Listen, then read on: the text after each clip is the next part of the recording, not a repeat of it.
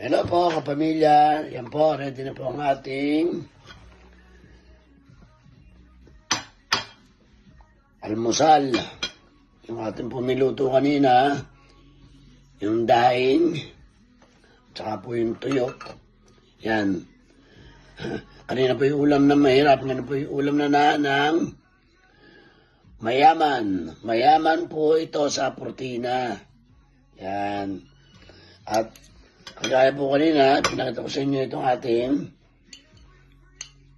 wow chara. Yan po. At tambal na katambal ng tuyo. Yan. Napakasarap. Naglalaban mo yung asim at saka yung tamis. Panalong panalo po. Yan.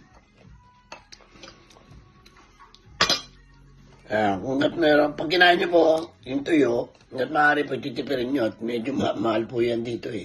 At wala, bibira ako, nakakaya magpadala sa mga ating mga kababayan. Pwede amuyin nyo muna sa una. Yan, para medyo matagal maubos. Tsaka umpisahan nyo sa ulo. Yan. Huwag ako magtatapon. Ultimong kabuntot-buntutan ay inyo pong kakainin. At nandun po yung sarap niya. Ulo, katawan hanggang buntot. Ayan. Yan po. At, sa mga pala, pagkatapos yung kumain, kailangan meron na kayong pangimagas. Ayan. At ano po tawag dito? Hindi naman ito kalamay eh. Leche plan po pala, leche plan. Nakakalimutan ko na ho. Ayan. Para po medyo mas masarap ang inyong kain.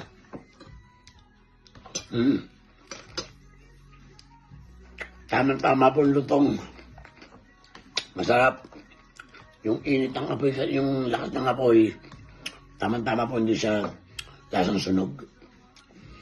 Kasi sa susunod lang po ulit at baka mapitalukan ni mawala ang aking gana kumain.